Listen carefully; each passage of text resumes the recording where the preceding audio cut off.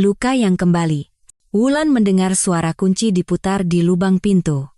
Ia melangkah gontai ke ruang depan untuk menyambut suaminya pulang kerja, memajukan perutnya yang sudah membuncit besar. "Kenapa lama sekali?" Rengeknya manja saat Bima, suaminya, muncul di ambang pintu. "Aku sudah lelah menunggu. Makan malamnya jadi dingin, tahu. Aku tidak sendiri." Bima menarik tangan seorang anak laki-laki kecil berusia sekitar 4 tahun yang bersembunyi di belakang kakinya, lalu menempatkannya di depan. "Ini Ivan. Dia akan tinggal bersama kita." Bima melepaskan jaket dan topi kumal dari tubuh anak itu, lalu melemparkannya ke lantai. Anak itu menatap Wulan dengan mata biru besarnya, yang bulat campuran antara rasa takut dan penasaran.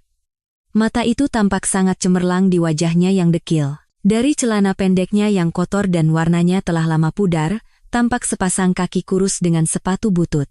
Rambutnya yang gimbal dan sudah lama tak dipotong menopang kepala di atas leher kurus yang menyembul dari kerah kemeja bekas orang lain. Anak itu terus-menerus mengangkat tangannya untuk menarik lengan bajunya yang kepanjangan, jari-jari kurusnya mencengkeram kain itu erat-erat. "Kamu dapat dia dari mana?" Wulan mengernyit jijik. "Kamu pungut dari tempat sampah? Jangan sampai aku ketularan infeksi apapun darinya. Kamu tidak lupa aku sedang hamil, kan? Kamu mau membahayakan bayi kita? Bagaimana kalau dia punya penyakit menular? Kamu tidak memikirkan itu? Aku hanya berpikir tidak seharusnya anak sekecil ini kelaparan dan hidup di jalanan." "Jangan takut, nak." Bima melangkah maju. "Lepas sepatumu dan masuklah. Sekarang kita akan mandikan kamu, lalu Ibu Wulan akan memberi kita makan malam yang lezat. Sayang, tolong ambilkan kantong plastik untuk baju Ivan.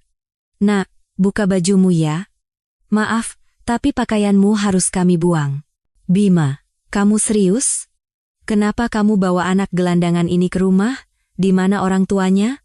Bagaimana kalau mereka mencarinya dan kita dituduh menculik anak orang? Aku tidak mau berurusan dengan polisi.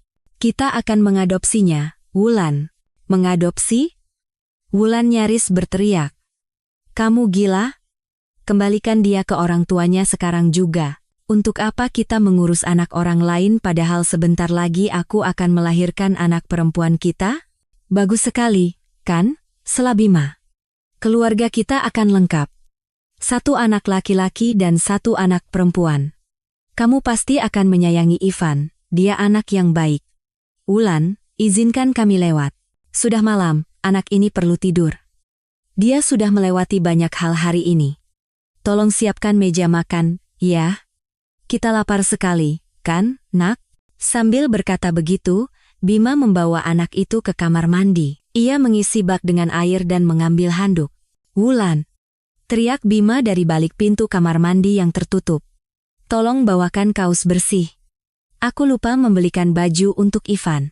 Wulan mendidih karena marah. "Awas saja kamu," pikirnya. Ada-ada saja idenya, membawa pulang anak jalanan. Apa dia pikir aku akan menerimanya begitu saja? Ia mengambil sebuah kaos, mencari sepasang kaos kaki, dan memberikannya pada Bima, lalu ia sendiri pergi ke dapur. "Nah, lihat," kata Bima riang saat keluar dari kamar mandi. "Sekarang baru kelihatan kalau kamu anak yang tampan." Ia menggendong Ivan. Kaos yang kebesaran membuat anak itu tampak semakin mungil. "Besok kita akan beli baju dan mainan untukmu. Aku sudah ambil cuti. Kita juga harus mendaftarkan Ivan ke taman kanak-kanak dan membawanya ke tukang cukur, rambutnya sudah gondrong sekali. Sayang, kamu mau bantu kami?" "Sejujurnya aku tidak mengerti apa-apa soal pakaian anak-anak. Kamu mau aku mati?" desis Wulan saat Bima duduk di meja makan, memangku Ivan, dan menyodorkan piring makan malam ke arahnya. Anak itu langsung makan dengan lahap. "Aku tidak butuh anak ini. Biarkan saja dia menginap malam ini, tapi besok kamu harus mengembalikannya ke tempat asalmu mengambilnya. Aku bukan Bunda Teresa, aku tidak berniat melakukan kegiatan amal. Nanti kita mau hidup pakai apa kalau setiap saat kamu membawa pulang anak terlantar? Sekalian saja bawa anjing liar dari tempat sampah." "Jaga bicaramu," geram Bima tertahan. "Kamu akan menerimanya seperti anakmu sendiri, dan berhenti membuat keributan di depan anak kecil. Kamu ini calon ibu, tunjukkan sedikit saja rasa kasihan pada anak ini." Jangan khawatir, nak. Ia mengelus kepala Ivan yang acak-acakan, yang sama sekali tidak peduli pada pertengkaran orang dewasa di sekitarnya dan terus melahap makan malam yang lezat, hanya sesekali melirik wanita asing itu dengan tatapan seekor hewan yang terpojok. Tante Wulan tidak jahat, dia hanya sedikit kaget. Sudah selesai makan? Anak itu mengangguk dan mengucek matanya yang mengantuk. Ayo, aku akan menidurkanmu di kamar anak. Kamu tidak boleh menidurkannya di sana. Jerit Wulan, kamar itu disiapkan untuk anak perempuan kita. Untuk sementara Ivan akan tidur di sana, jawab Bima tegas. Dia tidak akan mengganggu siapapun. Nanti kita akan tambahkan satu ranjang lagi. Bima menghilang di balik pintu kamar. Wulan mondar-mandir karena amarah, tak sabar menunggu suaminya kembali. Rasanya ia ingin mengusir anak itu saat ini juga, tapi ia tahu Bima tidak akan mengizinkannya. Jika suaminya sudah punya kemauan, tidak ada yang bisa mengubah pikirannya. Tapi dia salah orang, pikir Wulan. Aku akan tetap memaksamu menyingkirkan anak itu. Beberapa menit kemudian, Bima kembali ke dapur dan duduk lagi di meja makan. Ini tidak masuk akal. Wulan meluapkan amarahnya. Apa yang sudah kamu lakukan? Membawa pulang anak gelandangan. Ia berjalan dari sudut ke sudut sambil mengibaskan tangannya. Dan ini terjadi menjelang aku melahirkan. Kamu tahu aku tidak boleh stres. Jangan berteriak, nanti Ivan dengar. Aku tidak peduli dengan Ivanmu, ini rumahku, biar saja dia dengar kalau dia tidak diterima di sini. Coba jelaskan padaku. Wulan berhenti dan menatap suaminya dengan tajam. Dari mana dia berasal, atau jangan-jangan ini anakmu? Dugaan yang tiba-tiba muncul di kepalanya itu membuat telapak tangan Wulan berkeringat. Pasti, aku sudah tahu, kamu selingkuh dariku, seperti lelucon basi saja, semua orang tahu kecuali istri yang setia, pantas saja kamu sering lembur kerja. Kamu punya mainan di luar sana, ini anak dari selingkuhanmu, kan? Mengaku. Kenapa kamu diam? Dugaanku benar kan? Ia mendekati suaminya. Perempuan tidak tahu diri itu sudah bosan mengurus anaknya, jadi dia memberikannya padamu. Tepat sekali waktunya. Apa yang dia katakan padamu? Dia mengeluh uang yang kamu berikan kurang untuk biaya hidup anak itu, mengeluh betapa sulitnya hidup sendirian, dan kamu termakan omongannya. Cerdik sekali dia mempermainkanmu. Aku tidak akan kaget kalau sekarang kamu juga minta cerai. Bajingan, bertahun-tahun kamu diam, dan sekarang kamu pikir aku akan kasihan dan menerimanya? Jangan harap. Itu anakmu, kamu yang urus. Aku tidak mau. Aku tidak butuh anak orang lain. Dia anakmu, Wulan, kata Bima pelan namun tegas, sambil mengamati reaksi istrinya dengan saksama. Kamu hanya lupa padanya. Apa maksudmu? Tanya Wulan dengan suara bergetar, wajahnya pucat pasi. Itu tidak benar. Kamu sengaja menyakitiku. Aku tidak punya anak, kamu salah. Lihat dia baik-baik. Apa kamu benar-benar tidak mengenali putramu sendiri? Kamu seorang ibu, masa hatimu tidak merasakan apa-apa? Omong kosong, ini provokasi murahan. Aku tidak tahu kenapa kamu bisa bilang dia anakku. Coba perhatikan lagi anak itu. Kamu dibutakan oleh amarah sampai tidak melihatnya dengan jelas. Dia anakmu. Ayo, lihat lagi fitur wajahnya, dan kamu akan mengenali dirimu sendiri. Wulan berjalan diam-diam ke dalam kamar, di mana Ivan tertidur lelap di ranjang dengan telapak tangan mungil di bawah pipinya. Wanita itu membungkuk ke arahnya, dan tiba-tiba tersentak seolah melihat hantu. Ini tidak mungkin, bisiknya, lalu mengangkat matanya ke arah Bima. Matanya memancarkan rasa sakit, keheranan, ketakutan, dan kebingungan. Tidak, itu bukan dia. Kamu sengaja membawa anak ini untuk menyakitiku. Kenapa? Semua itu sudah lama berlalu. Aku sudah berusaha melupakannya, menghapus hari-hari mengerikan itu dari ingatanku. Anakku. Dia tidak mungkin hidup. Ia mencari jawaban di mata suaminya. Bima hanya berdiri diam, menatap istrinya dengan saksama. Jadi, anakku. Dia. Dan aku pikir. Tiba-tiba ia menutup mulutnya dengan kedua tangan. Sebuah dugaan gila menyambar pikirannya seperti kilat.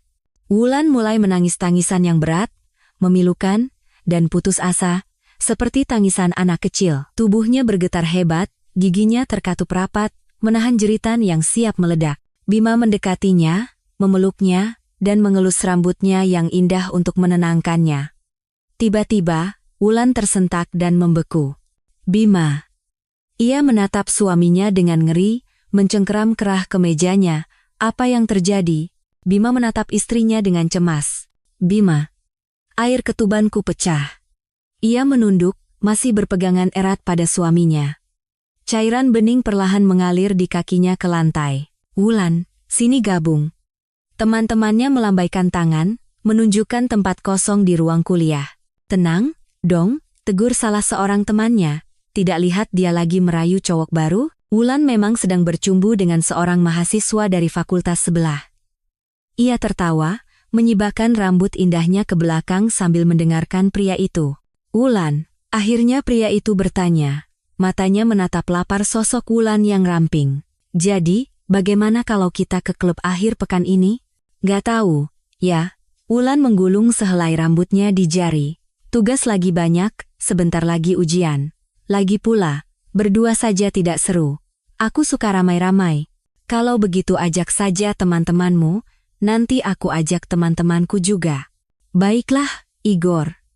Tapi aku belum bisa janji pasti, ia melirik pria itu dan tersenyum manis. Sekarang aku harus pergi, sudah mau mulai kuliah. Dah, tahu bahwa pria itu memperhatikannya, Wulan berjalan pelan, agar semua orang bisa mengagumi tubuhnya yang lentur dan indah, kakinya yang jenjang, dan rambutnya yang menawan. Hebat kamu, teman-temannya tertawa. Cowok itu tidak lepas memandangmu sampai kamu hilang di koridor. Dia mengajakku kencan? Wulan mengangkat bahu, biasa saja. Cuma teman kencan satu malam. Dia mengajakku ke klub hari Sabtu. Aku janji akan datang bersama kalian. Asyik. Kami setuju. Gadis-gadis itu bersorak. Dia tidak akan lupa ajak teman-temannya, kan? Di klub, para gadis bersenang-senang. Pusat perhatian, tentu saja, adalah Wulan. Namaku Adit. Boleh aku ajak kamu dansa? Seorang pemuda yang diajak Igor berkata malu-malu. Dia pakarku, sela Igor Sepach. Aku bukan pacarmu. Wulan menatap Igor dengan pandangan meremehkan. Aku akan memilih sendiri dengan siapa aku akan berdansa. Ia tersenyum pada Adit, menggandeng tangannya, dan membawanya ke lantai dansa. Igor hanya bisa menggeretakkan gigi, marah pada Wulan, tapi tak bisa berbuat apa-apa. Kalian kenapa murung begitu? Wulan menghampiri teman-temannya dengan ceria saat musik yang riang mulai diputar. Kita kesini untuk bersenang-senang, ia mulai menggoda teman-temannya. Kalau kalian pasang muka masam begitu, tidak akan ada cowok yang melirik kalian. Mereka memang tidak melihat kita, kata salah satu temannya sedih. Mereka cuma melirik kamu. Kalau bisa, mereka sudah baku hantam untuk memperebutkanmu. Aku bukan milik siapa-siapa, kata Wulan. Lagi pula, aku lebih tertarik pada pria yang lebih tua. Apa yang bisa diharapkan dari mahasiswa?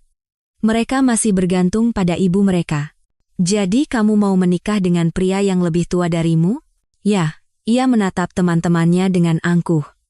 Dia pasti sudah punya pengalaman hidup, dia harus mapan.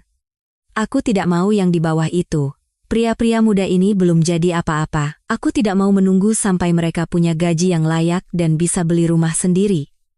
Aku tidak mau menua sambil menunggu hidup nyaman. Kalau mau menikah, ya dengan pria dewasa. Hari ulang tahun Wulan semakin dekat.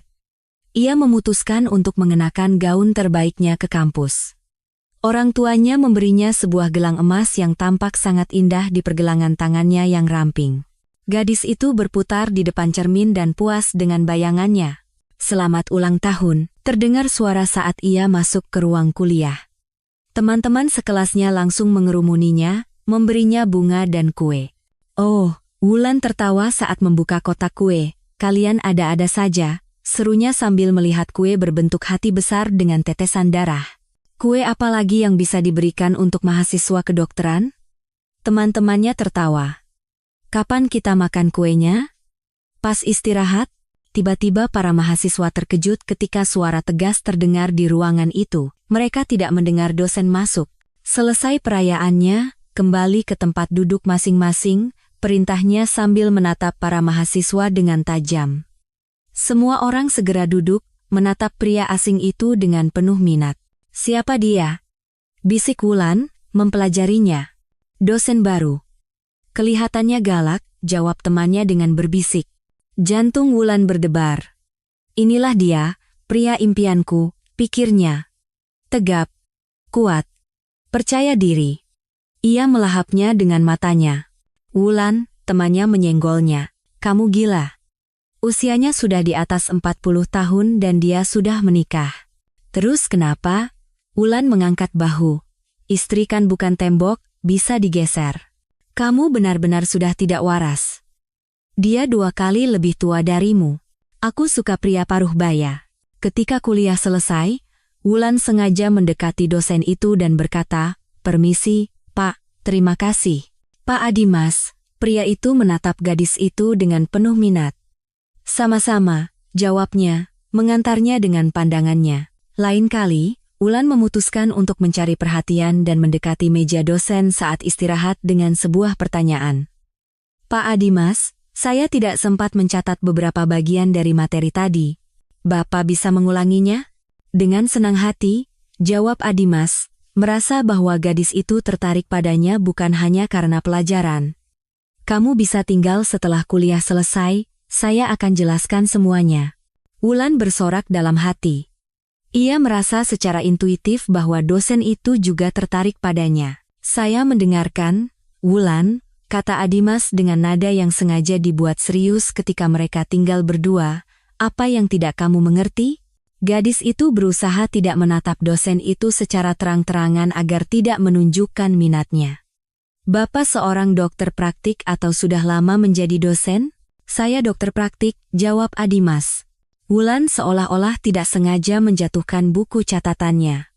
Keduanya bergegas untuk mengambilnya dari lantai dan kepala mereka berbenturan. "Aduh," Wulan memegangi kepalanya. "Maaf, saya tidak sengaja menyakitimu." Adimas menyingkirkan rambut gadis itu, mencoba melihat memarnya. Tangannya dengan lembut menyentuh kulit Wulan. Tiba-tiba ia merasakan gairah terhadapnya. Kira-kira bagaimana dia diranjang? Pria itu menelan ludah dengan gugup, takut dengan pikiran yang tiba-tiba muncul di kepalanya. Biasanya fantasinya tidak pernah lebih dari sekadar ciuman, tapi gadis ini membuatnya gila. "Tidak apa-apa," sang penggoda tersenyum menawan. "Saya yang salah. Sebagai permintaan maaf, izinkan saya mentraktir Anda secangkir kopi." Wulan siap bernyanyi kegirangan. Ia berhasil menarik perhatian Pak Adimas. "Saya tidak akan menolak." Setengah jam kemudian mereka duduk di sebuah kafe. "Kamu sangat cantik," kata Adimas. "Pasti banyak sekali penggemarmu." "Ya, tapi saya lebih suka pria yang lebih tua." Mata Wulan berbinar. Ia menatap Adimas dengan napas tertahan, menangkap setiap kata-katanya. Anak-anak muda tidak tahu apa-apa, tapi pria berpengalaman tahu cara membuat wanita senang. "Anda setuju, Pak Adimas?" "Ah, Wulan." Pria itu seolah tak sengaja menutupi tangan gadis itu dengan tangannya. "Kamu masih sangat muda, kamu pasti akan bertemu dengan jodohmu. Untuk apa mencari pria dewasa yang biasanya sudah menikah? Kenapa tidak?" Gadis itu menatap matanya lurus. "Berani," pikir Adimas. "Wanita seperti inilah yang aku suka. Aku sudah lama memperhatikanmu." Adimas menyipitkan matanya, mempelajari wajah Wulan. "Kamu mahasiswi yang baik. Tidak pernah bolos kuliah saya, selalu mendengarkan dengan saksama. Saya suka belajar dan mendengarkan kuliah, terutama kuliah Bapak. Sepertinya kita harus pergi," kata pria itu. "Sebagai permintaan maaf lagi, izinkan saya mengantarmu pulang. Saya sudah menahanmu terlalu lama." Jantung Wulan serasa mau copot dari dadanya. "Baik sekali. Saya mau. Biar saya bantu." Ketika mereka masuk ke dalam mobil, Adimas menoleh padanya, memasang sabuk pengamannya, dan seolah tak sengaja menyentuh dada gadis itu yang kencang. "Katakan alamatnya." Napas gadis itu tercekat oleh sentuhannya. Ia menggumamkan sesuatu dan wajahnya memerah. "Ya Tuhan," Adimas tertawa. "Kamu ini pada dasarnya masih anak-anak. Bahkan belum lupa caranya tersipu malu. Adimas mengantar gadis itu ke rumah kosnya, melambaikan tangan sebagai perpisahan. "Lika," Wulan mengumumkan saat memasuki kamarnya. "Kamu tidak akan percaya. Pak Adimas mengantarku pulang. Kamu tidak tahu apa yang aku rasakan sekarang. Aku seperti di surga ketujuh." "Kamu sadar apa yang kamu lakukan?" Temannya ngeri. "Dia hampir 2 kali lebih tua darimu dan sudah menikah. Kamu berharap dia akan bercerai dan tinggal bersamamu? Jangan mimpi. Kamu tidak punya harapan, bodoh." "Aku dengar di setiap angkatan selalu ada mahasiswi yang dia perhatikan lebih dari yang lain. Kamu mau jadi salah satu dari sekian banyak untuknya?" "Terus kenapa?" jawab Wulan berapi-api. "Aku rela melakukan apa saja. Biar jadi yang ke-1000, asal bisa di dekatnya." Sejak hari yang tak terlupakan itu, hidup Wulan berubah drastis. Setiap kali ada kesempatan, Wulan mencari alasan untuk tinggal berdua dengan dosen itu. "Saya ada beberapa pertanyaan." Dengan senang hati akan saya jawab. Ketika pintu ruang kuliah tertutup, gadis itu akan mendekati meja dosen dan mulai mengajukan pertanyaan-pertanyaan konyol. Adimas tertawa dalam hati, mengerti bahwa dia hanya mencari alasan untuk menahannya. "Wulan, saya sangat senang kamu begitu serius dengan mata kuliah saya. Omong-omong, saya sudah memilihkan beberapa buku untukmu di perpustakaan kampus. Kalau mau, saya bisa tunjukkan." "Ya, saya mau sekali." Gadis itu bersorak. Mereka duduk di meja di ruang baca, menundukkan kepala di atas buku, saling bersentuhan. Wulan merasakan kehangatan tubuhnya yang kokoh dan berotot ketika ia berhasil merapat padanya untuk melihat ilustrasi di halaman buku dengan lebih baik. Adimas tidak mendorongnya, hanya tersenyum simpul. Ia menikmati perhatian gadis kecil ini. Sesekali jari-jari mereka bersentuhan, dan saat itu, Wulan akan memerah seperti bunga dan menjadi malu. Suatu hari, seperti biasa, Wulan mengintip ke ruang kuliah, dengan panik memikirkan alasan apa yang ia perlukan dari dosen tercintanya kali ini. Dengan senyum, ia membuka pintu dan tertegun. Di meja duduk Adimas, dan di sampingnya, di atas meja, seorang mahasiswi. Mereka sedang mengobrol dengan riang. "Ada apa?" tanya Adimas tegas saat melihat Wulan. "Saya sedang sibuk." "Kenapa Anda masuk tanpa mengetuk?" "Maaf." Gadis itu bingung. Ia linglung dan tidak langsung sadar bahwa ia hanya perlu menutup pintu. "Tutup pintunya dari luar.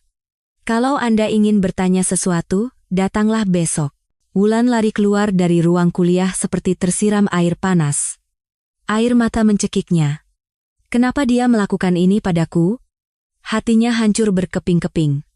Kenapa dia mengusirku? Aku tahu aku menyukainya, tapi sekarang aku tidak yakin lagi. Bagaimana bisa dia bermesraan dengan wanita tak tahu malu itu, yang duduk di mejanya, dan dia tidak keberatan? Ya Tuhan, menjijikkan sekali. Ia kembali ke kos dan menangis lama, membenamkan wajahnya di bantal. Lika mencoba mengajaknya bicara, tapi Wulan tidak menanggapi usaha temannya. Semester akan berakhir. Ujian akhir semester sedang berlangsung. Wulan berhasil melewatinya dengan baik. Ujian terakhir adalah mata kuliah Adimas. Ia sengaja masuk dalam kelompok terakhir agar bisa lebih lama di ruang kuliah dan menatap dosen yang dipujanya. Akhirnya, mahasiswa terakhir dengan senyum menerima kartu hasilnya dari tangan Pak Adimas, dan mereka tinggal berdua. "Nah, Wulan," kata Adimas sambil menuliskan nilai A di kartu hasil studinya. "Selamat. Semoga liburanmu menyenangkan." Ia menyerahkan kartu itu. Wulan mengambilnya, dan tiba-tiba jari-jari mereka bertemu. Adimas menahan jari-jari gadis itu, mengelusnya sejenak sambil menatapnya. Wulan membeku, menikmati sentuhan tak terduga itu. Ia bahkan takut untuk bernapas agar tidak merusak momen penting itu. Gelombang kehangatan mengalir di tubuhnya. Jantungnya serasa mau melompat dari dada. Di mata abu-abu kebiruan itu, berkilat hasrat yang tak terselubung. Adimas melihatnya, dan ia senang karena berhasil memberikan efek seperti itu pada mahasiswinya. "Maaf," Adimas akhirnya melepaskan tangan gadis itu. "Saya menahanmu. Sudah waktunya pulang. Keluarga saya menunggu." Ia berdiri dan mulai membereskan kertas-kertasnya dari meja. Wulan merasa sangat kecewa hingga air matanya hampir keluar.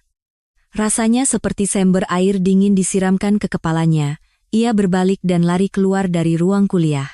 "Bodoh, kamu benar-benar bodoh," katanya pada diri sendiri sambil menyeka air mata.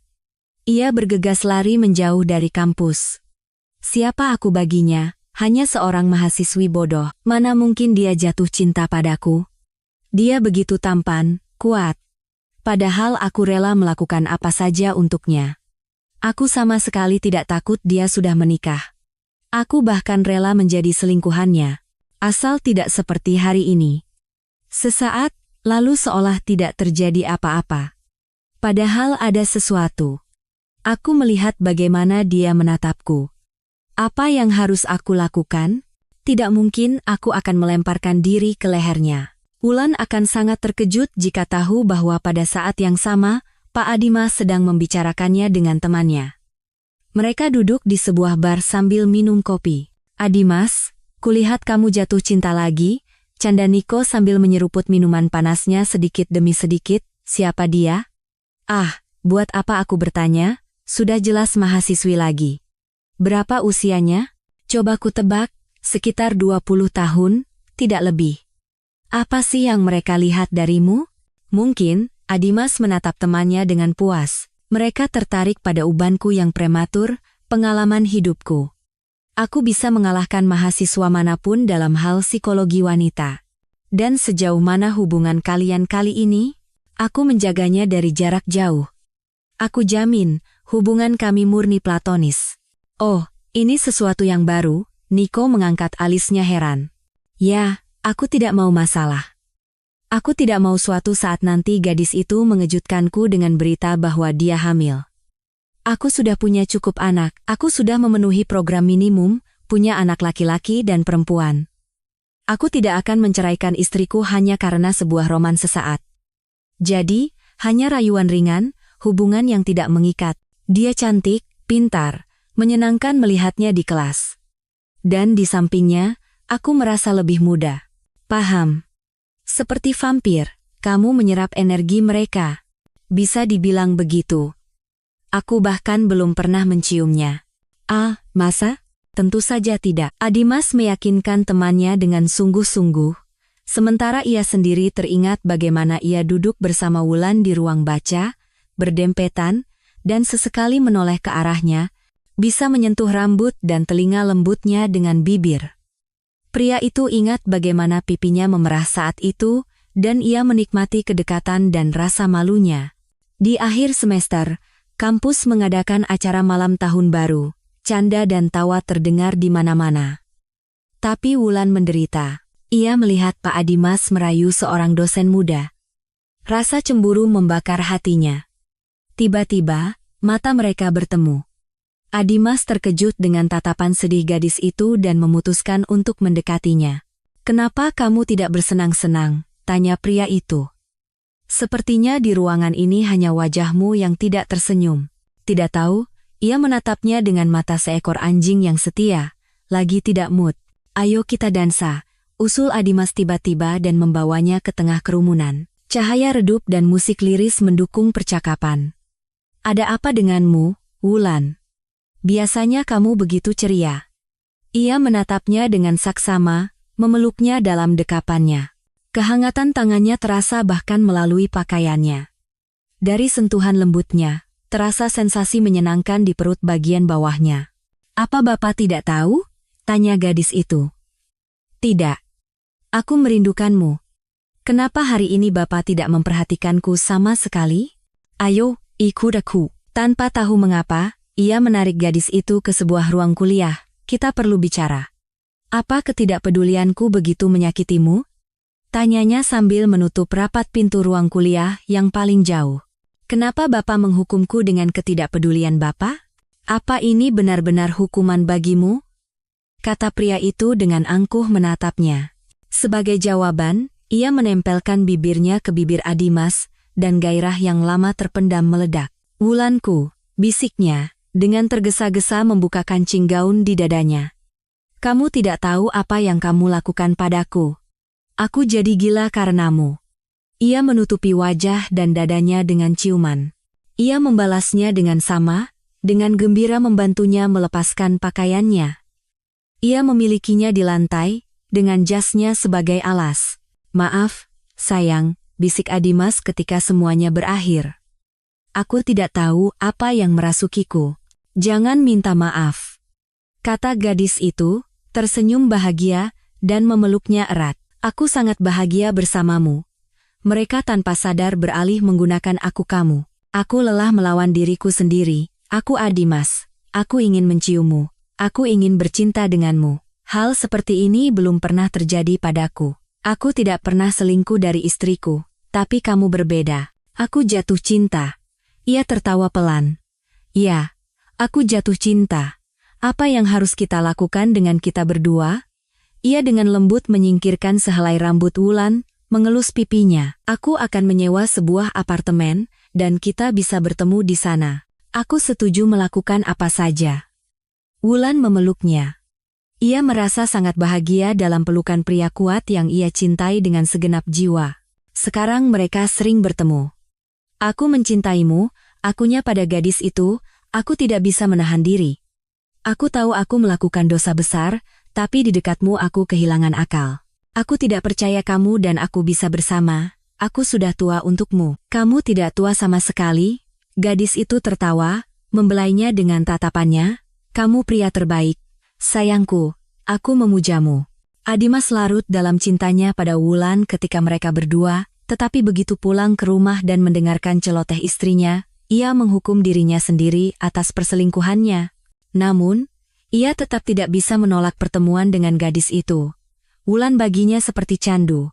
Pria itu merasa tidak bisa bernapas tanpanya. Ia tidak pernah bertanya apapun, tidak pernah menanyakan tentang istrinya. Ia menikmati setiap momen yang dihabiskan di ranjang bersama Adimas. Sayangku, suatu kali Wulan melemparkan dirinya ke leher Adimas tepat di ambang pintu begitu ia membuka pintu tempat persembunyian mereka. Aku punya kabar gembira untukmu. Ya? Adimas menatapnya dengan penuh minat. Kabar apa itu? Kita akan segera punya bayi. Senyum menghilang dari wajah Adimas. Bayi apa? Kamu bicara apa? Aku hamil. Kamu gila. Ia mencengkeram bahunya dan mengguncangnya. Tidak akan ada bayi, mengerti? Sakit. Wulan menatapnya dengan ketakutan. Pria itu melepaskannya, masuk ke kamar, dan mondar-mandir dengan gugup. Sudah berapa lama kamu tahu tentang ini? Sudah 3 bulan. 3 bulan, teriak Adimas. Kenapa kamu diam saja selama ini? Kalau begitu belum terlambat untuk menggugurkannya. Aku punya dokter yang bagus, dia akan membantumu. Itulah yang aku takutkan, kata gadis itu sedih. Aku takut kamu akan memaksaku melakukan aborsi. Bagaimana lagi? Adimas sangat marah dengan berita itu. Kamu berharap apa? Kamu pikir aku akan meninggalkan istri dan anak-anakku demi kamu? Aku tidak pernah menjanjikan itu padamu. Kalau kamu sendiri yang berkhayal, itu masalahmu. Aku sangat mencintaimu dan tidak mau melakukan aborsi. Air mata muncul di mata Wulan. Ini kan anak kita berdua, tolong jangan paksa aku menggugurkannya. Kita bisa menjadi keluarga yang sebenarnya. Wulan, Adimas mendudukkan gadis itu di sofa, sementara ia sendiri berlutut di depannya dan menatap matanya. Sayang, aku juga sangat mencintaimu, tapi mari kita lihat kenyataannya. Aku tidak bisa meninggalkan keluargaku. Jika aku melakukannya, seluruh hidupku, karierku, semuanya akan hancur. Aku tidak akan punya apa-apa lagi. Biarkan saja semuanya hancur, kata gadis itu terus terang. Kamu punya kita. Kita akan memulai hidup baru. Kamu, aku, dan anak kita. Kamu dengar ucapanmu sendiri? Adimas melompat berdiri. Apa yang dia tawarkan padaku? Kamu pikir kamu siapa? Kenapa kamu memutuskan bahwa aku siap berkorban seperti itu untukmu? Hidupku sudah mapan. Aku tidak ingin mengubah apapun. Apa aku pernah bilang padamu bahwa aku memimpikan seorang anak? Lihat aku, apa aku pernah bilang begitu? Tidak, bisik gadis itu. Tapi aku pikir kamu akan senang. Aku memintamu untuk itu? Wulan, menelan air mata, menatapnya. Ya Tuhan, apa yang aku harapkan? Ternyata, ia telah menciptakan dongeng untuk dirinya sendiri tentang bagaimana mereka akan bahagia bersama, sementara Adimas bahkan tidak berniat menceraikan istrinya. Bodohnya aku. Tentu saja Adimas benar, ia tidak pernah menjanjikan apapun padanya, itu hanya imajinasinya. Adimas tiba-tiba duduk di sofa di samping Wulan. Maaf. Ia mengambil tangannya dan mulai menciuminya. Aku kasar padamu. Aku tidak menyangka akan mendengar berita kehamilan darimu. Maaf, kumohon, lihat aku. Ia berhasil membuatnya menatapnya. Begini saja. Kalau kamu tidak mau melakukan aborsi, aku tidak akan memaksa. Jika lahir anak yang sehat dan semuanya baik-baik saja, maka aku akan meninggalkan istriku. Kamu mengerti apa yang aku bicarakan?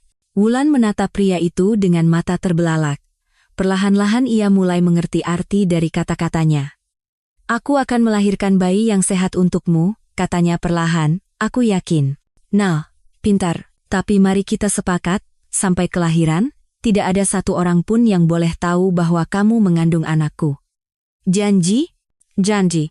Bersumpahlah. Aku bersumpah. Aku tidak akan memberitahu siapapun anak siapa ini. Bagus.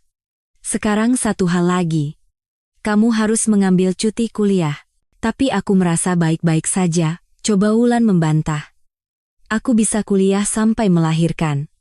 Tinggal sedikit lagi sampai wisuda. Tidak, sayang, kamu akan mengambil cuti kuliah, agar teman-teman sekelasmu tidak banyak bertanya. Aku akan menyewakan apartemen untukmu. Kamu tidak perlu khawatir tentang apapun. Aku akan mencukupi semua kebutuhanmu. Kamu setuju? Tentu saja, sayang. Aku setuju melakukan apa saja demi kamu dan anak kita. Keesokan harinya, Wulan pergi ke dekanat, menulis surat permohonan cuti kuliah karena alasan keluarga. Ia mengemasi barang-barangnya dan pindah dari kos ke apartemen. Ia bahkan tidak menjelaskan apapun kepada teman sekamarnya, menunggu sampai temannya pergi kuliah, menyerahkan kunci kamar kepada penjaga kos, dan pergi. Bagaimana kamu di sini? Adimas muncul malam harinya dengan kantong-kantong besar. Aku bawakan semua yang kamu butuhkan. Ini hanya bahan makanan. Untuk apa sebanyak ini? Gadis itu heran. Aku ingin kamu makan dengan baik, agar bayi kita tumbuh kuat dan sehat. Jika kamu butuh membeli sesuatu untuk dirimu sendiri, aku sudah membuatkan kartu ATM. Aku akan mentransfer uang ke sana sebulan sekali. Jangan ragu-ragu, gunakan uangnya sesukamu. Kalau begitu aku akan mulai membeli perlengkapan bayi sedikit demi sedikit. Kurasa jangan. Apa ibumu tidak pernah bilang kalau itu pamali, membeli sesuatu sebelum bayi lahir? Ah, kamu ini. Wulan tertawa, merasa sangat bahagia. Aku tidak percaya tahayul. Tetap saja, jangan terburu-buru, desak Adimas. Kita akan punya waktu setelah si kecil lahir. Waktu berlalu, persalinan semakin dekat. Wulan merasa baik-baik saja. Sebagai calon dokter, ia tidak takut melahirkan. Ia yakin tidak akan ada masalah. Suatu malam, ia terbangun karena nyeri di perut bagian bawah. Apa sudah mulai? Pikirnya dengan cemas dan dengan panik menelepon ambulans, lalu Adimas. Harus operasi caesar, kata dokter setelah memeriksa pasien, segera ke ruang operasi. Kenapa? Kenapa caesar? Melintas di benak gadis itu. Adimas. Apa yang akan kukatakan pada Adimas? Tidak apa-apa, ia segera menenangkan dirinya. Hal seperti ini biasa terjadi. Usia kehamilanku sudah cukup, bayinya akan baik-baik saja. Wulan perlahan membuka matanya. Perutnya terasa sangat sakit. Orang pertama yang dilihatnya adalah Adimas. Sayang, katanya dengan suara lemah dan tersenyum. Aku senang sekali melihatmu. Kamu sudah lama di sini? Sudah lama. Aku bahkan tidak masuk kerja. Kamu sudah lihat bayi kita? Siapa anak kita? Laki-laki. Aku bahkan sudah menyiapkan nama, Ivan. Wajah Adimas muram. Wulan. Aku turut berduka. Bayinya lahir meninggal. Tidak mungkin, teriak gadis itu. Dia baik-baik saja. Aku tahu tidak ada yang salah dengannya. Ini pasti kesalahan. Aku harus bertanya pada dokter. Ia mencoba untuk bangkit. Tidak, pria itu menahannya. Kamu tidak boleh bangun. Panggil dokter. Aku mau bicara dengannya. Dia tidak seharusnya meninggal. Kumohon. Ia menangis karena tak berdaya. Tolong panggil dokter. Aku tidak percaya. Teriaknya. Aku tidak percaya. Kamu bohong. Gadis itu menggerakkan kepalanya di atas bantal. Itu tidak benar. Sayangku, Adimas melompat berdiri dengan cemas dan lari keluar dari kamar. Dokter. Cepat panggil dokter. Ada wanita histeris di sini. Keluar dari sini. Perintah dokter dengan tegas saat berlari masuk ke kamar. Suster, berikan dia obat penenang. Ia mencengkeram bahu Wulan, menahannya di tempat tidur. Suster segera memberinya suntikan. Tenang, dengar, tenang. Aku tidak mau hidup, kata gadis itu di sela isak tangisnya. Bayiku, kenapa? Kenapa ini terjadi padaku? Hal seperti itu bisa terjadi, jawab dokter dengan simpatik. Kamu masih muda. Lain kali kamu pasti bisa melahirkan. Pulihkan dirimu, sekitar 3 tahun lagi kami tunggu kamu di sini untuk melahirkan. Aku tidak mau yang lain. Aku tidak mau. Aku mau anak ini. Biarkan aku melihatnya. Aku mau melihatnya. Tolong, kamu tidak boleh bangun. Tenanglah dan lupakan semuanya. Sekarang kamu butuh banyak tenaga untuk pemulihan. Wulan berbaring dengan mata tertutup. Ia tidak merasakan apa-apa. Seolah-olah bersama dengan bayinya, ia sendiri telah mati. Ia tidak menginginkan apa-apa. Ia menolak makan dan harus disuapi paksa. Beberapa hari kemudian, dokter memberitahukan, saya sudah lihat hasil labmu, kita akan bersiap untuk pulang, dan berhentilah bersedih. Kuatkan dirimu. Hidup tidak berakhir di sini. Kamu muda, sehat, pasti akan melahirkan lagi. 2 hari kemudian, Wulan kembali ke apartemen sewaannya. Ia membuka pintu dan tersentak. Adimas menunggunya. Aku tahu kamu pulang hari ini, jadi aku datang untuk berpamitan. Berapa lama waktu yang aku punya? Tanya gadis itu dengan suara datar, untuk mengosongkan apartemen ini? Ia bahkan tidak bertanya apa-apa lagi. Tanpa membantah, ia membuka lemari untuk mengemasi barang-barangnya. Apartemen ini sudah kubayar untuk 6 bulan ke depan, pria itu menghentikannya. Jadi kamu bisa tinggal di sini selama itu. Aku sudah mentransfer uang ke kartumu, cukup untuk sementara waktu. Ia terdiam, lalu bertanya, kamu sudah memutuskan apa yang akan kamu lakukan selanjutnya? Ya. Aku akan menyelesaikan kuliahku. Aku akan mencari pekerjaan sesuai jurusanku. Bagus. Adimas mendekatinya, memeluknya. Aku turut berduka atas apa yang terjadi. Aku ingin hidup bersamamu, tapi janji adalah janji. Aku pergi. Wulan diam, tidak berusaha menahannya. Selamat tinggal. Aku bahagia bersamamu. Ia menahannya dalam pelukannya sebentar lagi, lalu pergi. Wulan masuk ke kamar tidur, menjatuhkan diri ke tempat tidur, dan menangis sejadi-jadinya. Sumpah mati aku tidak akan pernah lagi, pikir Adimas sambil menyalakan mobil, terlibat dengan mahasiswi-mahasiswi bodoh ini, hanya mendatangkan masalah. Cukup sudah bagiku, mobil melesat pergi. Wulan, kamu kemana saja? Apa yang terjadi padamu? Kami pikir kamu sudah berhenti kuliah. Syukurlah kamu kembali. Di sini membosankan tanpamu, teman-teman sekelasnya mengerumuninya saat ia datang ke kampus. Semuanya baik-baik saja, jawab gadis itu acuh tak acuh. Aku harus pergi. Ada apa dengannya? Teman-temannya heran. Dia seperti orang yang berbeda. Awalnya Wulan tidak mau bergaul dengan siapapun. Setelah kuliah, ia langsung bergegas ke kos, berbaring di tempat tidur, menutupi dirinya dengan selimut dari kepala hingga kaki. Kadang-kadang ia tidak bisa tidur sampai tengah malam. Dan keesokan paginya ia kembali bergegas ke kampus. Ia menyiksa dirinya dengan belajar, duduk sampai larut malam di perpustakaan. Wulan, suatu kali teman-temannya menawarinya. Ayo nonton bioskop, katanya ada film komedi yang bagus. Tidak minat, jawab gadis itu lesu. Ayo, lah, bujuk teman-temannya. Kamu tidak akan menyesal. Wulan tiba-tiba setuju. Ia tidak ingin tertawa. Ia menatap layar, sementara di kepalanya berkecamuk kenangan. Tawa di dalam bioskop membuyarkan lamunannya. Ia seolah tersadar dari mati suri dan tiba-tiba tersenyum. Teman-temannya menyadarinya, saling berpandangan penuh pengertian, dan menghela napas lega. Akhirnya, Wulan yang dulu telah kembali. Gadis itu perlahan-lahan mencair. Ia mulai pergi ke klub malam lagi, merasakan kembali gairah hidup. "Hai, suek-suek. Boleh kenalan?" Beberapa pemuda bergabung dengan lingkaran mereka. Bima, salah satu pemuda, mengulurkan tangannya pada Wulan. Ia menatapnya, dan seolah-olah angin puyuh yang tak dapat dijelaskan menyambarnya. Mata coklatnya menatapnya tanpa menyembunyikan. Wulan, untuk pertama kalinya dalam setahun terakhir, merasakan ketertarikan pada seorang pria. Kenapa tidak? Pikirnya. Bima tampan, pintar. Mungkin ini takdir. Dengan dia, aku bisa melupakan semua hal buruk yang telah terjadi padaku. Ya, aku ingin selamanya menghapus kenangan tentang Adimas dan anakku. Mereka tidak ada.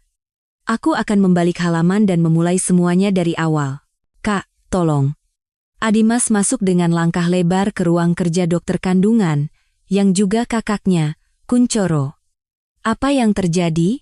Istrimu hamil anak ketiga, selamat. Kalau saja begitu, pria itu menjatuhkan diri ke kursi yang nyaman di seberang kakaknya. Aku mengalami kisah yang mengerikan. Kalau kamu tidak membantuku, aku akan hancur, dan aku akan menyeret istri, serta anak-anakku ke jurang bersamaku. Adimas, jangan bertele-tele, kata Kuncoro tegas. Ceritakan apa yang terjadi. Aku tidak senang dengan kehamilan istriku. Aku selingkuh darinya. Aku tahu apa yang akan kamu katakan sekarang. Adimas menuangkan air ke gelas dengan tangan gemetar. Ya, aku akui aku bajingan, tapi aku tidak bisa menahannya. Dia seperti siren. Aku jadi gila, jatuh cinta setengah mati. Siapa dia? Mahasiswiku.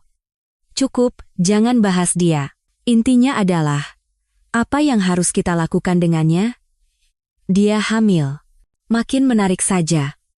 Kamu memang gila, Dik. Bagaimana bisa kamu terjebak seperti ini? Aku sendiri tidak mengerti. Apa yang kamu sarankan? Dia menolak aborsi. Itu bisa dimengerti. Lalu, aku berjanji akan meninggalkan istriku jika bayinya lahir sehat. Apa yang kamu tawarkan padaku? Aku tidak akan melakukan hal seperti itu. Aku tidak tahu, seru Adimas. Kamu bisa bayangkan apa yang akan terjadi jika istriku tahu tentang perselingkuhan ini? Dia tidak akan tinggal bersamaku sedetik pun. Dan aku tidak mau kehilangannya.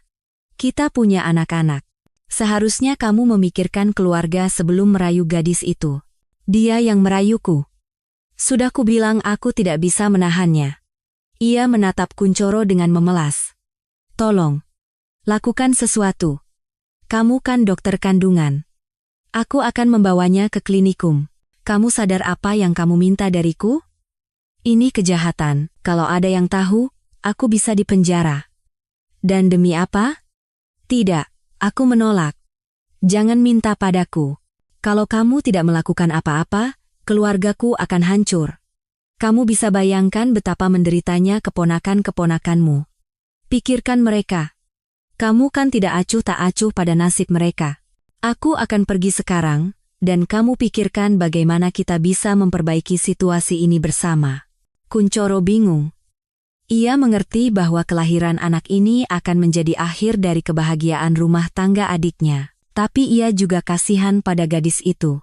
Kak, suatu hari ia mendengar suara panik adiknya di telepon. Wulan mau melahirkan. Cepat bawa dia ke sini. Air ketubannya sudah pecah, lapor Adimas. Ia berlari di samping berangkar yang membawa Wulan yang pucat. Gadis itu nyaris tidak sadar apa yang terjadi. Kesadarannya datang dan pergi. Rasa sakit menusuk seluruh tubuhnya, dan ia mengerang sambil mencengkeram tepi berangkar. Aku mengerti, sahut Kuncoro sambil lalu. Bawa dia ke ruang operasi, perintahnya pada para perawat, dan kamu, pulanglah. Kuncoro berhasil melakukan operasi, menyerahkan bayi yang sehat dan menangis kencang ke tangan bidan. Wulan dibawa ke kamar perawatan. Ia keluar dari ruang operasi dan baru saja akan pergi ke ruangannya, tapi tertahan saat melihat berangkar lain didorong keluar dari ruang operasi sebelah.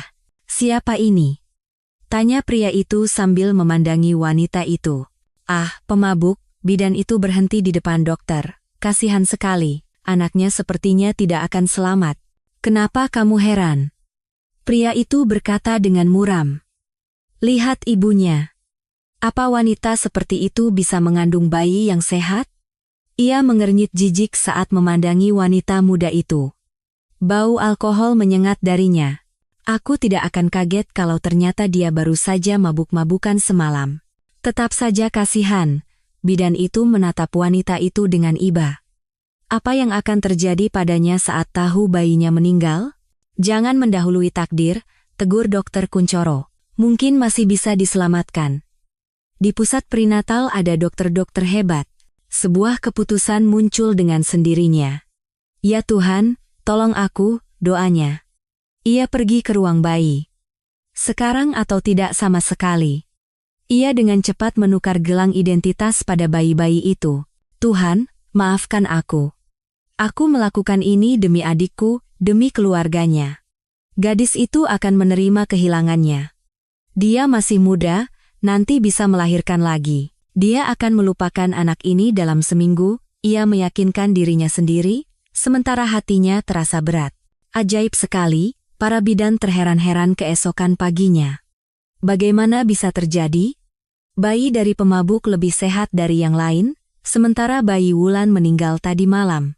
Padahal dia benar-benar sehat. Apa kalian tidak tahu, kata Kuncoro dengan yakin, tentang sindrom kematian bayi mendadak, hal seperti itu bisa terjadi. Jarang, tapi tidak ada yang kebal darinya. Ia mengucapkan kata-kata itu seolah melempar batu. Setiap kata terasa sulit diucapkan. Jantungnya berdebar kencang seperti kelinci yang terperangkap. Jangan sampai ada yang curiga. Kalau tidak, aku akan langsung masuk penjara. Kamu telah menjerumuskanku ke dalam apa? Bagaimana aku akan hidup dengan ini? Ivan. Teriak Lilis sambil masuk ke kamar dengan sempoyongan. Kenapa kamu berisik sekali? Tidak ada ketenangan darimu. Teriak-teriak terus. Mau apa kamu? Wanita itu berhenti di depan ranjang bayi, bersendawa keras tepat di wajah si kecil, menghembuskan bau alkohol. Anak itu menangis histeris. Lilis, Ibu Nina masuk ke kamar dengan susah payah menyeret kakinya yang sakit. Kenapa kamu siksa anak itu? Dia lapar. Ibu macam apa kamu ini? Apa kamu tidak kasihan sedikit pun padanya? Tidak kasihan. Lilis terhuyung, berhasil berpegangan pada tepi ranjang. Seharusnya dia mati. Kenapa mereka menyelamatkannya? Jangan menghujat Tuhan, wanita tua itu menggendong si kecil. Ini anakmu. Aku tidak percaya aku telah membesarkan monster sepertimu. Nak, apa yang kamu lakukan pada dirimu sendiri? Ivan yatim piatu padahal ibunya masih hidup. Aku tidak butuh dia. Kalau ibu mau, urus saja sendiri. Lilis berbalik, dan dengan langkah goyah berjalan ke dapur. Lilis. Terdengar suara pria dari sana. Kamu kemana saja? Aku sudah tuangkan minuman untukmu. Sini, temani aku, ambilkan juga camilan. Terdengar tawa, lalu pertengkaran, kemudian denting gelas, dan akhirnya hening. Ibu Nina menutup pintu, memasukkan botol susu ke mulut anak itu, dan mulai menyusuinya. Ibu macam apa yang kamu dapatkan, Ivan? Kata wanita tua itu dengan suara pelan, menggantimu saja tidak mau. Bagaimana rasanya berbaring basah, cucu malangku? Dan kesehatanku sudah tidak ada lagi. Aku pengasuh yang buruk, apa yang akan terjadi padamu saat aku tiada? Ia menidurkan cucunya di ranjang setelah menggantinya. Hei! Ibu Nina menatap teman-teman minum putrinya dengan galak. Segera pergi dari rumahku. Siapa kamu berani memerintah? Lilis menatap ibunya dengan mata keruh. Mereka tamuku. Dan ini apartemenku, balas wanita tua itu. Kamu sendiri di sini hanya menumpang. Kamu membuat sarang maksiat. Dan kamu, katanya pada pria mabuk itu, seharusnya malu. Menghabiskan uang tunjangan anak untuk minum-minum. Uang tunjangan apa? Apa yang kamu bicarakan, nenek tua? Keluar dari rumahku. Ulang Ibu Nina dengan galak. Atau aku akan panggil polisi sekarang juga. Baiklah, pria itu bangkit dari meja. Aku pergi. Lilis, urus ibumu itu. Apa yang sudah kamu lakukan? Lilis menyerang Ibu Nina begitu pria itu menutup pintu. Mungkin aku baru saja menemukan kebahagiaanku. Mungkin untuk pertama kalinya dalam hidupku aku bertemu pria sejati. Di mana kamu lihat pria sejati, dia hanya menumpang makan dan minum dengan uangmu. Setelah uangmu habis, kamu tidak akan melihatnya lagi. Terus kenapa? Aku bersenang-senang dengan uangku sendiri, tidak meminjam darimu. Dengan uang Ivan, jawab nenek itu tajam. Anakmu lapar, kedinginan, berbaring di popok basah, sementara kamu bersenang-senang. Seharusnya kamu malu. Ibu Nina batuk-batuk keras. Aku tidak akan lama lagi, katanya setelah mengatur napas. Kamu akan membuat Ivan mati kelaparan saat aku tiada. Bukan urusanmu. Teriak Lilis yang marah. Kapan kamu akan mati? Bentaknya dengan kesal. Aku sudah muak dengan omelanmu. Biarkan aku hidup sesukaku. Kamu menunggu aku mati agar bisa menjadi pemilik sah apartemen ini? Ibu itu menatap putrinya dengan tajam. Kalau begitu, ingat ini. Jika kamu tidak merawat putramu dengan baik, aku akan mencabut hak warismu. Kemana lagi kamu akan pergi, ejek Lilis? Masa kamu akan membiarkan cucumu di jalanan? Cucumu akan segera diambil ke panti asuhan. Dan apartemen ini akan kuberikan pada tetangga. Mereka akan cepat menyadarkanmu. Kamu akan ditendang keluar dari sini seperti gabus. Kamu akan menjadi gelandangan. Ibu, apa? Kamu bercanda, kan? Tanya wanita itu dengan nada memelas, langsung berubah menjadi putri yang penurut dan penyayang. Sudahlah, jangan marah. Aku bicara karena emosi, bukan karena benci. Ya, kami minum dengan Pasha. Apa salahnya? Dia datang bertamu. Ibu sendiri sudah bertahun-tahun hidup sendiri. Apa enaknya? Aku tidak mau nasib seperti itu. Jangan salah sangka, aku sayang Ivan. Tapi kadang-kadang kan ingin bersantai. Aku janji hal seperti ini tidak akan terulang lagi. Aduh, Ibu Nina memegangi jantungnya. Kamu tidak kasihan padaku. Dengan mabuk-mabukanmu, kamu akan segera membuat ibumu masuk liang lahat. Hanya jangan sampai kamu menyerahkan apartemen ini pada tetangga. Kita kan bukan orang lain, kamu tidak akan membiarkan putri dan cucumu sendiri hidup di jalanan, kan? Ibu itu tersenyum sinis. Akan kulihat perilakumu. Kadang-kadang Lilis lepas kendali dan mabuk-mabukan, tetapi sisa waktunya ia merawat putra kecilnya, takut ibunya akan melaksanakan ancamannya. Ibu Nina meninggal ketika Ivan berusia 4 tahun, dan bagi si kecil, neraka yang sesungguhnya dimulai. Mama, pintanya pelan suatu pagi. Aku lapar. Lapar? Kenapa aku harus memberimu makan, parasit? Uang untuk diriku sendiri saja tidak cukup. Sana, pergi ke jalan, minta roti pada tetangga.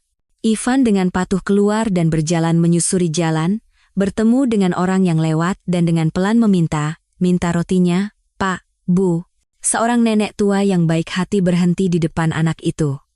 Kamu mau makan? Ayo, aku akan memberimu makan. Tidak.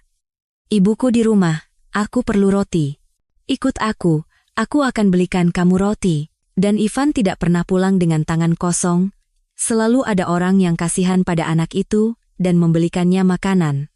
Nah, bagus, kata Lilis puas, menerima pemberian dari tangan Ivan. Setidaknya ada gunanya kamu. Lain kali jangan minta makanan, ajarinya pada putranya. Tapi uang. Minta dengan lebih memelas. Dan Ivan mulai meminta uang. Anak pintar. Ibunya yang ceria mengambil semua yang diberikan dan berlari ke toko untuk membeli minuman keras, sambil mengajak teman-temannya ke rumah. Sekarang aku selalu punya uang untuk minum, pamer Lilis. Ivan pandai mencari uang. Ia dengan puas mencium puncak kepala putranya. Ivan langsung memeluk lehernya, menempel padanya.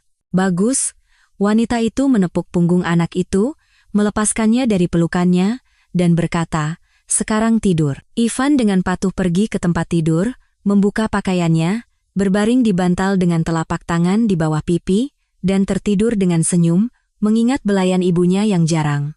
Keesokan harinya ia kembali ke jalan, dan meminta-minta dengan 2 kali lebih giat, lalu berlari pulang untuk menyenangkan ibunya, dan mendapatkan sedikit porsi cintanya. Lilis, putar musiknya. Tuntut salah satu teman minumnya suatu kali. Apaan sih, tegur wanita itu, anakku sedang tidur. Sudah, jangan berisik. Ia menyikut wanita yang duduk di sampingnya yang mencoba menyanyikan sebuah lagu. Kirim saja dia kemana gitu, pria itu tertawa. Dia mengganggu kesenangan. Sayang, tanpa musik kan kurang seru. Ia mencium Lilis dengan bibir basah dan berminyak. Mau kukirim kemana dia? Sudah hampir malam. Biarkan saja dia main di luar beberapa jam. Apa ruginya? Nanti kita pulang, dia bisa tidur. Buat apa diam di kamar? Anak-anak baiknya bermain di udara segar. Sudah gelap, coba wanita itu membantah. Akal sehatnya yang belum sepenuhnya dikuasai alkohol, tidak membiarkannya mengusir putranya dari rumah. Kalau begitu kami pergi ke tempat yang lebih seru. Rombongan itu, sambil mengambil minuman dari meja, bersiap untuk pergi. Tidak, tidak. Lilis langsung melompat. Jangan pergi, Ivan. Teriaknya sambil masuk ke kamar anak itu. Pakai baju, pergi main. Mama, aku mau tidur. Anak itu menatap ibunya dengan ketakutan. Aku bilang pakai baju dan pergi keluar. Ini, ambil roti biar tidak bosan. Pakai baju yang tebal. Jangan sampai kamu sakit, nanti merepotkan. Tanpa menunggu Ivan berpakaian dengan baik, ia menyeretnya dan mendorongnya keluar. Anak itu duduk di tangga, merapatkan jaketnya yang tipis dan berlubang, dan menunggu kapan ia bisa kembali ke rumah. Wanita itu benar-benar sudah gila, para nenek di halaman bergosip. Setiap malam kumpul-kumpul, anaknya diusir ke jalan supaya tidak mengganggu. Benar, sahut yang lain. Suatu kali aku tidak bisa tidur. Aku lihat ke halaman, dia duduk di ayunan. Padahal sudah hampir tengah malam. Aku baru-baru ini pagi-pagi jalan dengan anjingku, cerita yang lain. Ivan tidur meringkuk seperti bola di lantai beton. Aku panggil ke apartemen Lilis, bilang kalau anaknya ada di depan pintu mereka. Oh, tunggu saja dia, ancam yang ketiga, aku akan telepon dinas sosial. Biar mereka ambil anak itu ke panti asuhan. Di sana dia akan lebih baik, jangan. Para tetangga melambaikan tangan padanya. Ivan itu sayang sekali pada ibunya yang tidak berguna itu. Dia tidak akan tinggal di sana, pasti kabur. Dia rela tidur di bangku taman, asal ibunya membelainya. Dasar ibu tidak tahu diuntung, para wanita tua menggelengkan kepala. Otaknya sudah habis diminum. Aku tetap akan melaporkannya ke Pak RT, kata salah satu nenek dengan tegas. Tidak pantas anak itu tidur di jalanan sementara ibunya bersenang-senang. Coba saja, kita lihat apa hasilnya. Akan ku coba. Dan aku akan lapor ke dinas sosial juga. Sekitar seminggu setelah percakapan itu, pintu apartemen Lilis diketuk. Ia tidak langsung mendengar ketukan itu, terlalu asyik dengan teman-teman mabuknya. Tapi ketika pintu digedor, salah satu tamu tersadar. Itu bukan pintu rumahmu yang digedor? Wanita itu bangkit dari meja dan dengan langkah goyah menuju pintu depan. Selamat malam, Lilis, sapa seorang petugas keamanan lingkungan dengan tegas. Katanya kamu buat onar lagi? Onar apa? Cuma kumpul-kumpul dengan teman. Gimana putramu Ivan? Di sini, di rumah, tidur. Biar aku lihat ke kamar. Petugas itu melangkah masuk. Dia tidak ada di sini, katanya sambil membuka pintu kamar. Cepat, semua bubar. Bentaknya pada para tamu yang terdiam di dapur. Di mana Ivan? Aku bertanya padamu, petugas itu menoleh pada ibunya. Baiklah, Lilis, kata seorang petugas dari dinas sosial. Kami akan mengambil putramu. Tidak, teriak wanita itu liar. Aku tidak akan memberikannya. Sementara itu, para tetangga muncul di apartemen. Mereka membawa anak itu. Dia tidur di bangku dekat kotak pasir, lapor mereka. Ivan menatap orang-orang asing itu dengan mata mengantuk dan tidak mengerti apa-apa. Ivan. Ibunya berlari ke arahnya, memeluknya. Orang-orang ini mau mengambilmu dariku. Aku akan tinggal bersama mama, kata si kecil dengan tegas dan memeluk leher ibunya. Lilis, kami tidak bisa meninggalkan anak ini. Lihat apa yang terjadi di apartemenmu. Kotor. Tumpukan piring kotor, botol-botol kosong di mana-mana. Apa yang ada di kulkasmu? Kamu beri makan anak ini apa? Petugas keamanan itu menatap Lilis dengan galak. Lihat dirimu. Kamu masih muda, tapi sudah sangat tidak terurus.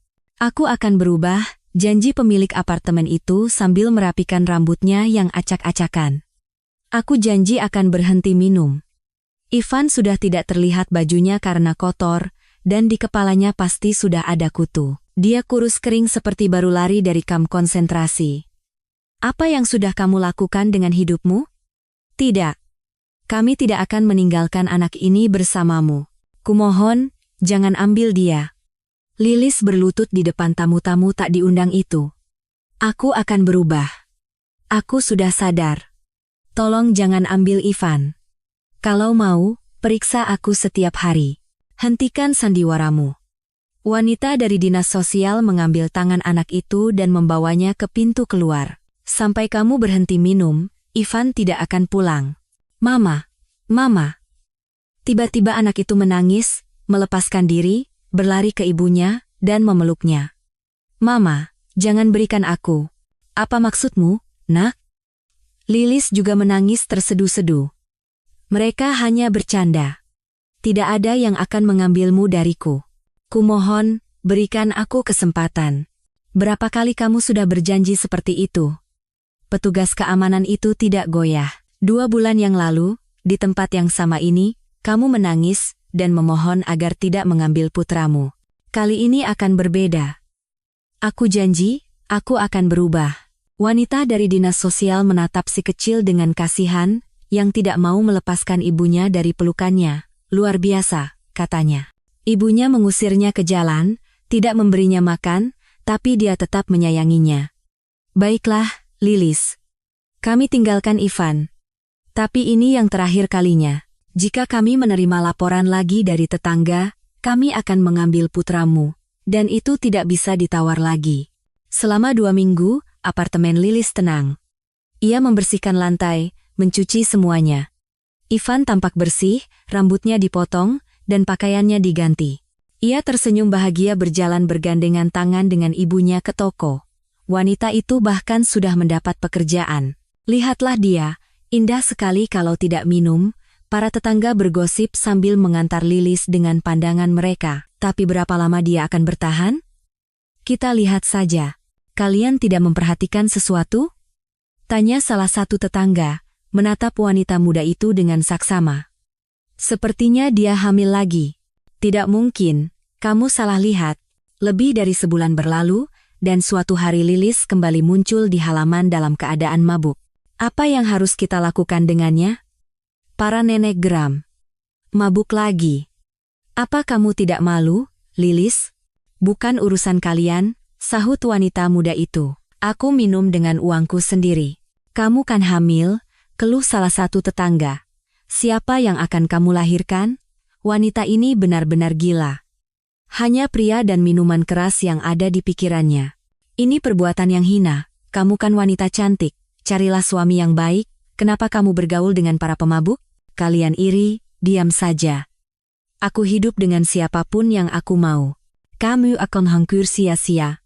Setidaknya aku hidup dengan gembira. Apa kamu tahu siapa ayah dari anak yang akan lahir? Apa urusannya dengan kalian? Lilis, kamu benar-benar tidak bertanggung jawab. Untuk apa kamu punya anak lagi?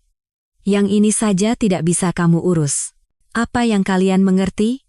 Ibu yang tidak berguna itu menepis. Negara akan memberiku uang yang banyak, dan aku akan hidup tidak lebih buruk dari kalian. Hati-hatilah, para tetangga memperingatkannya. Kamu berjalan dengan rambut basah, padahal di luar dingin. Apa yang akan terjadi padaku? Jawab Lilis dengan acuh tak acuh. Minum sedikit, besok aku akan segar bugar seperti mentimun. Tetapi tubuh yang dilemahkan oleh gaya hidup tidak sehat tidak tahan, dan Lilis jatuh sakit. Ia batuk-batuk, suaranya serak. Wanita itu hampir tidak pernah bangun. Lilis, kamu kenapa? Teman-temannya bertanya dengan cemas saat datang menjenguknya. Wanita itu pucat, di dahinya berkeringat, kamu harus ke rumah sakit. Segera, kami akan panggil ambulans. Cuma demam, kata Lilis sambil terengah-engah. Bukan pertama kalinya, nanti minum obat juga sembuh. Ia kembali batuk. Kalian bawa minum? Sudah berapa lama batuk seperti ini? Sudah lama, serak Lilis. Di sampingnya duduk Ivan. Ia memegang tangan ibunya. Kamu tidak boleh tinggal di rumah dalam kondisi seperti ini. Ketika ambulans datang, Lilis sudah sangat parah. Aduh, dokter, keluh wanita itu, perutku sakit. Sepertinya belum waktunya melahirkan. Dokter ambulans menatap pasien dengan muram. Segera ke rumah sakit. Aku tidak mau ke rumah sakit, serak Lilis. Tidak ada yang menjaga anakku, beri saja suntikan agar demamnya turun. Selebihnya aku bisa sendiri. Tidak ada sendiri-sendiri. Mungkin kamu radang paru-paru. Bantu bawa dia ke mobil. Aku ikut mama, kata si Kesil. Bersiaplah, perintah dokter. Jangan lupa bawa dokumen dan pakaian.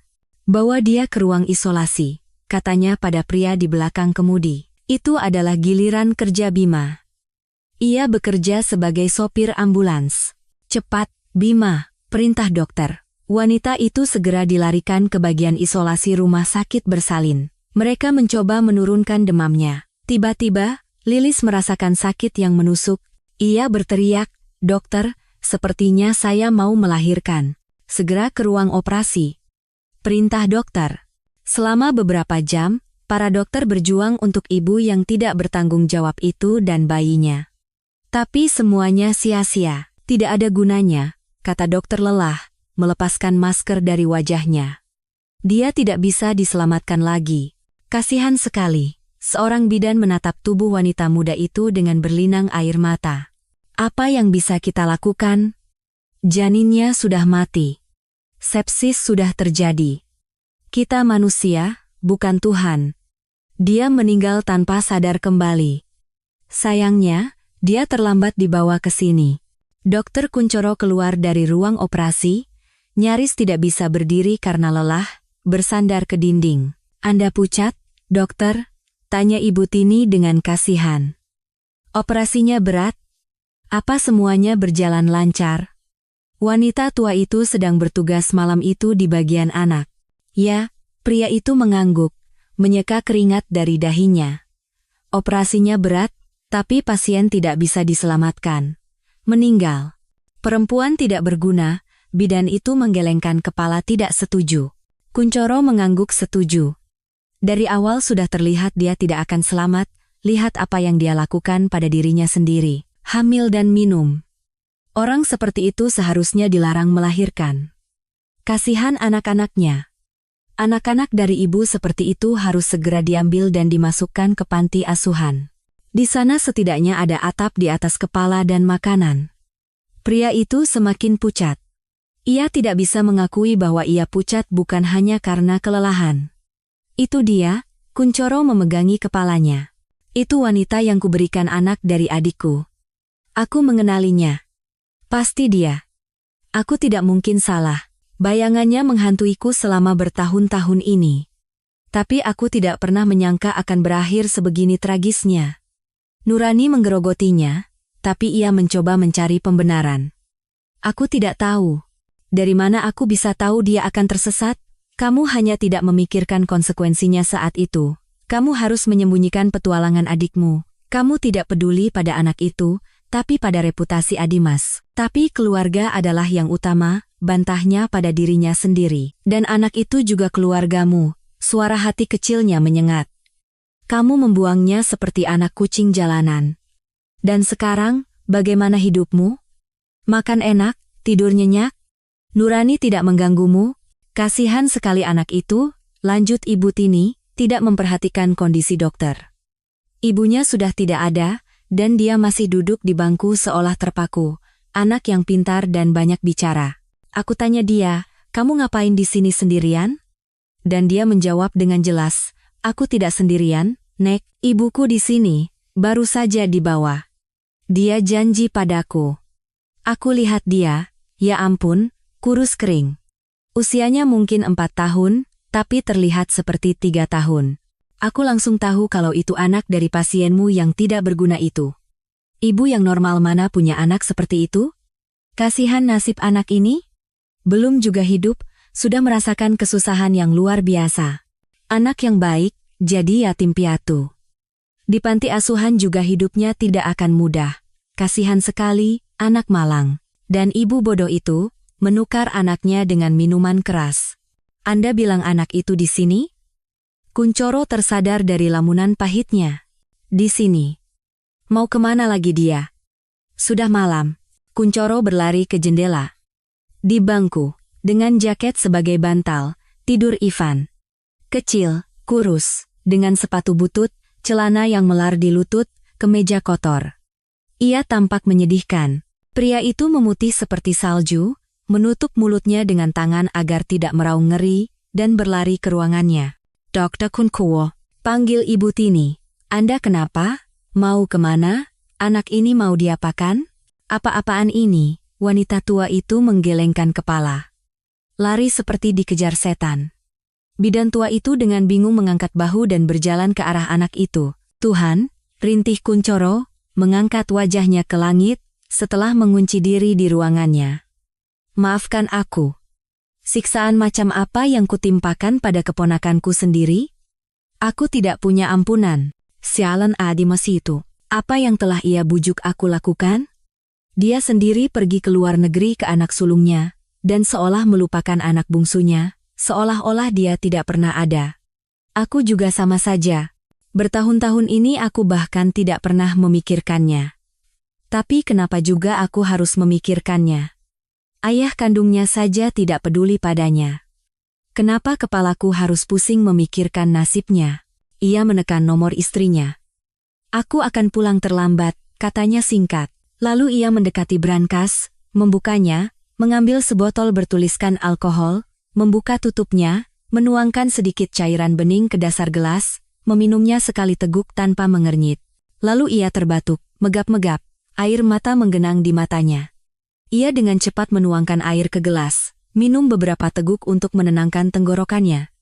Tuhan, apa yang harus kulakukan? Rintih Kuncoro.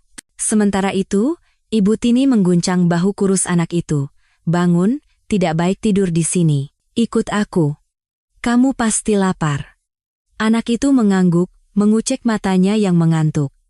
Akan kuberikan kamu makan sekarang. Anak pintar, pujinya saat anak itu membersihkan sisa makanan dari piring dengan sepotong roti dan memasukkannya ke mulut. Tidurlah di sini. Ia menggelar alas di sofa. Sekarang akan kubacakan dongeng sebelum tidur. Kamu suka dongeng? Anak itu mengangguk. Cucuku seumuran denganmu, akan kubacakan dongeng kesukaannya. Pejamkan matamu. Saat itu pintu ruang istirahat terbuka dan Bima masuk. Ia sering mampir ke tempat nenek yang ramah itu jika ada waktu untuk mengobrol. Oh, ia terkejut melihat Ivan yang tertidur. Anda punya tamu, Bu Tini. Dari mana anak ini? Tanyanya berbisik. Iya, masuklah. Kita minum teh sekarang. Setidaknya ada teman bicara. Kalau sendirian terus, malam terasa lebih cepat denganmu. Kamu jaga malam lagi? Aiwai, pria itu dengan hati-hati berjalan ke meja, berusaha tidak membuat suara agar tidak mengganggu tidur anak itu. Siapa dia? Ia menunjuk si kecil. Ini kan yang ibunya kalian bawa ke sini. Lihat, dia lelah sekali. Tertidur sebelum dongengnya selesai. Kasihan anak ini. Oh, ya, aku ingat. Bima teringat. Ibunya demam tinggi, dan dia sendiri hamil. Bagaimana dia? Melahirkan. Meninggal. Lapor wanita tua itu sambil menuangkan teh ke cangkir. Dan sekarang kami tidak tahu harus bagaimana dengan anak ini. Nanti aku akan tanya Dokter Kuncoro, kemana harus kukirim dia. Kasihan sekali anak itu. Apa yang terjadi dengan ibunya? Aku juga tidak tahu persis. Dokter Kuncoro aneh sekali.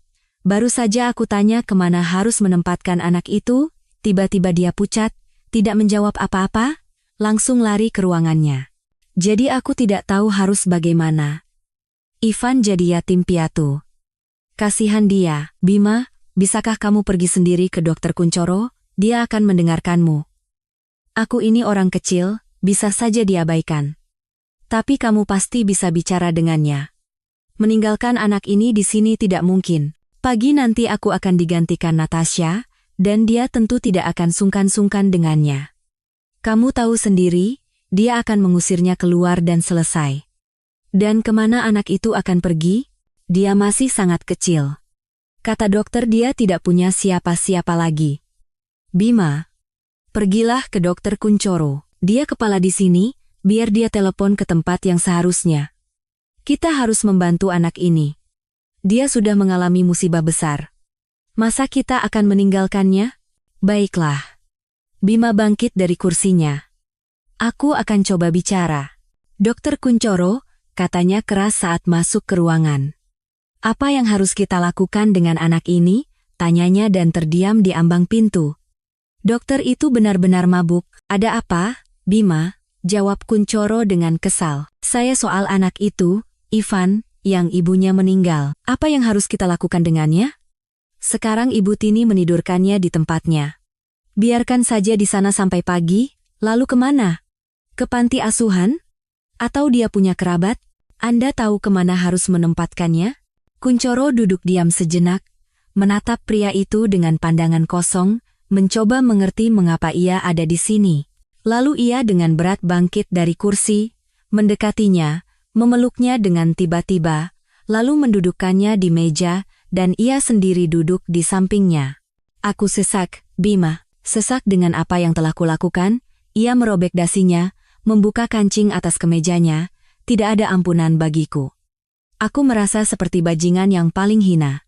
Kamu bahkan tidak bisa membayangkan betapa kejinya perbuatanku. Dan aku hidup 4 tahun dengan tenang, tidak pernah berpikir bagaimana kabarnya. Ada apa sebenarnya? Bima menatapnya dengan heran. Anda bicara tentang siapa? Ini keponakanku, mengerti? Ivan keponakanku, aku sendiri yang menyerahkannya pada wanita tidak berguna itu. Kamu mengerti, Bima? Aku telah mengutuk keponakanku sendiri untuk hidup di antara orang-orang terpinggirkan. Aku masih belum bisa pulih setelah tahu dalam kondisi apa dia hidup. Aku penjahat. Ya, aku telah melakukan kejahatan. Bagaimana sekarang hidup dengan ini? Ia memukul dadanya sendiri. Di sini sakit sekali, tidak tahan. Bagaimana bisa aku melakukan hal seperti itu? Aku dibujuk. Oh, betapa tidak mudahnya bagiku. Tapi apa gunanya sekarang? Ia melambaikan tangannya tanpa daya. Aku mengambil anak itu dari ibunya. Tapi kenapa harus begitu? Aku melakukannya demi adikku. Aku tidak bisa membiarkan istrinya tahu tentang perselingkuhan itu. Aku terpaksa melakukan penipuan ini demi adikku. Aku siap melakukan apa saja. Dan sekarang aku melihat anak itu dan berpikir, untuk apa aku merusak hidupnya? Dengan hak apa? Dan bukan hanya dia. Aku tidak tahu apa yang terjadi dengan ibunya. Mungkin dia meninggal karena kesedihan. Dan kamu tahu, Bima, nuraniku tenang. Ya, aku hidup seolah tidak terjadi apa-apa, sementara dia menderita. Untuk apa? Katakan padaku. Dan sekarang aku melihat ibu angkatnya meninggal dan tidak bisa berbuat apa-apa. Aku membuatnya menjadi yatim piatu untuk kedua kalinya, mengerti? Tidak, aku tidak mengerti. Bagaimana Anda bisa menukar bayi? Apa hal seperti itu mungkin? Sangat mudah, Kunchoro tertawa pahit. Aku mengambil bayi sehat dari selingkuhan adikku dan memberikannya pada Lilis itu. Pada wanita itu, kami katakan bayinya meninggal. Aku hanya perlu menukar gelang identitas di kaki bayi-bayi itu. Bayangkan, hanya itu. Dan seorang manusia berakhir di tangan seorang pemabuk yang tidak menyayanginya. Itu normal, karena aku memaksanya menjadi ibu dari anak orang lain. Dia tidak bisa merasakan apa-apa padanya. Dia bahkan tidak akan menyayangi anaknya sendiri, apalagi anak orang lain, betapa beratnya bagiku. Kunchoro merobek kemejanya, kancing-kancingnya berjatuhan ke lantai. Dan wanita yang Anda ambil anaknya? Dia percaya? Dia tidak mencoba mencari putranya? Tidak bertanya-tanya apa yang terjadi pada bayinya yang sehat? Dia masih sangat muda saat itu, ketakutan, baru saja menjalani operasi. Apa yang bisa diharapkan darinya? Tentu saja dia percaya. Aku sangat meyakinkan. Kunchoro menundukkan kepalanya, terdiam, lalu tersentak dan berkata, aku monster. Aku seharusnya menyelamatkan orang, tapi aku malah merusak hidup seorang anak kecil. Aku bahkan tidak bisa membayangkan apa yang harus ia lalui di rumah ibu angkatnya. Tidak ada ampunan bagiku. Aku akan mengingat anak ini sampai akhir hayatku. Aku tidak tahu bagaimana sekarang menebus kesalahanku pada anak kecil ini, dan pada wanita itu. Dia kan tidak bersalah karena adikku menipunya. Dia berjanji akan menikahinya. Aku tidak tahu. Kunchoro menatap Bima dengan bingung. Adimas bilang dia tidak berjanji, tapi aku tidak yakin. Lagi pula, aku tidak terlalu mendalami detailnya.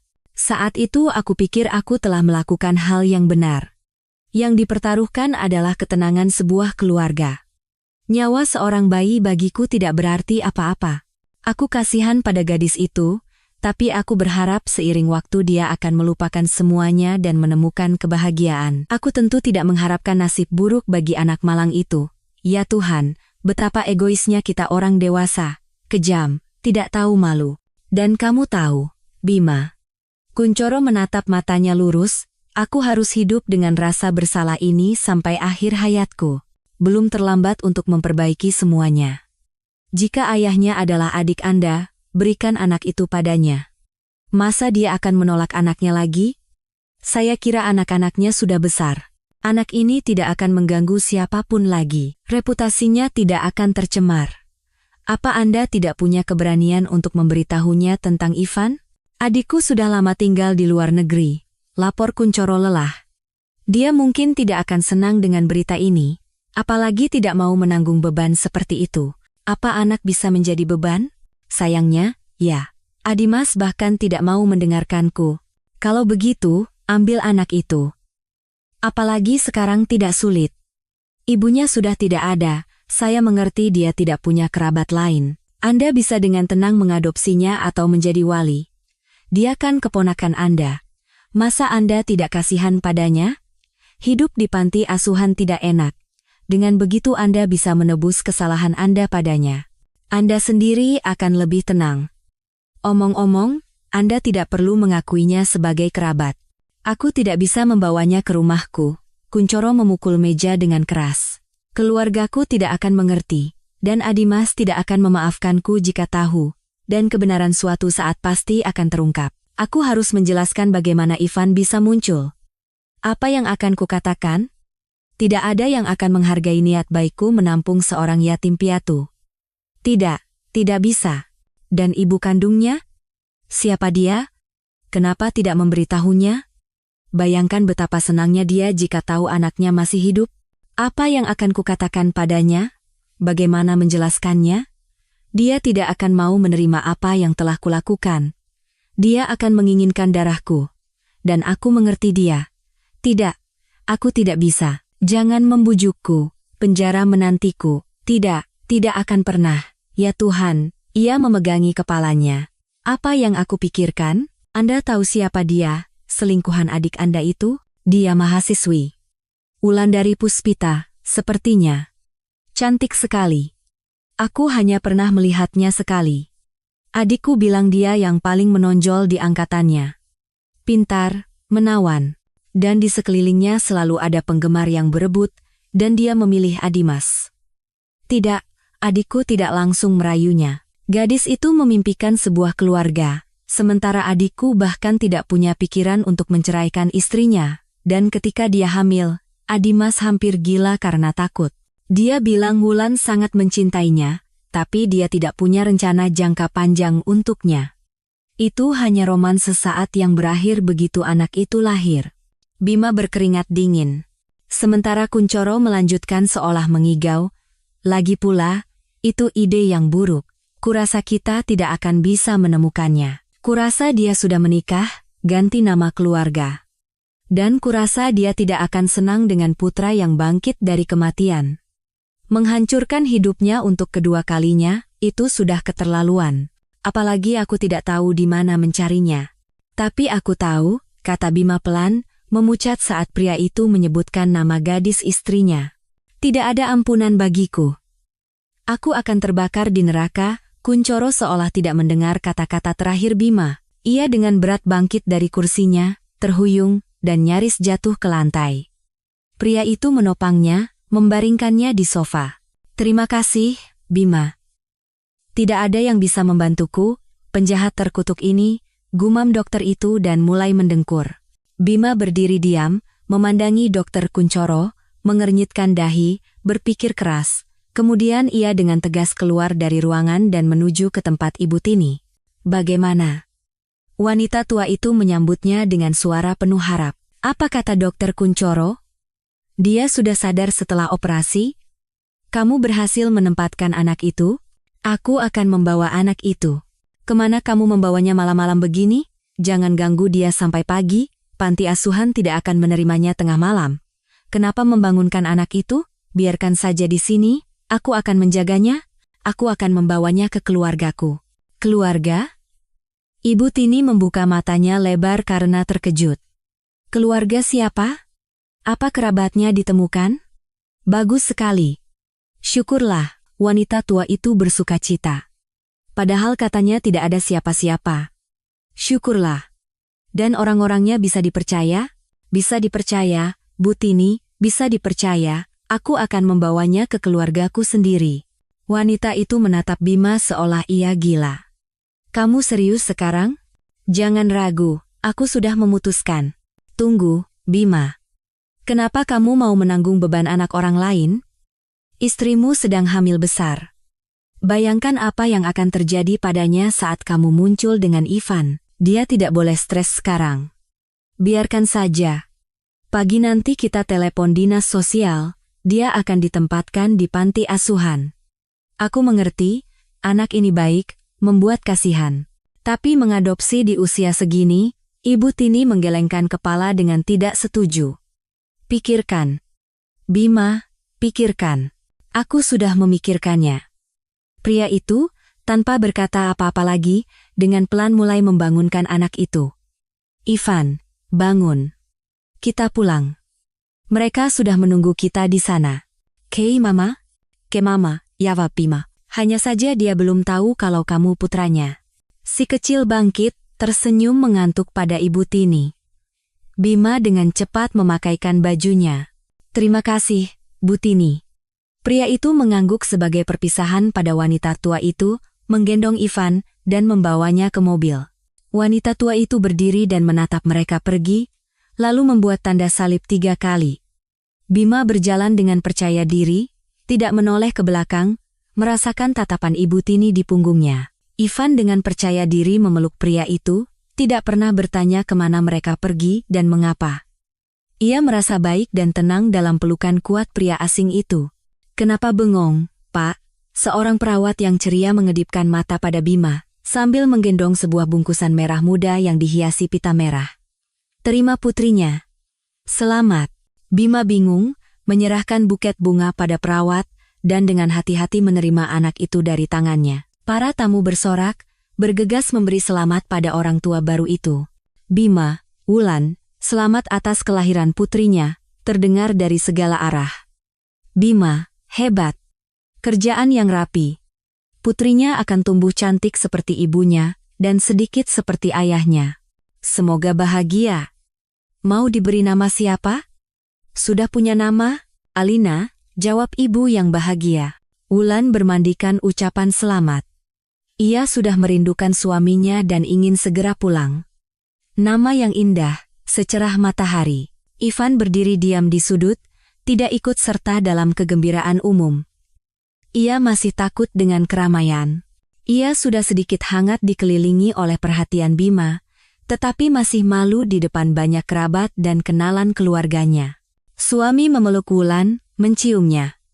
Terima kasih atas putrinya, bisiknya tepat di telinganya. Kami menunggumu.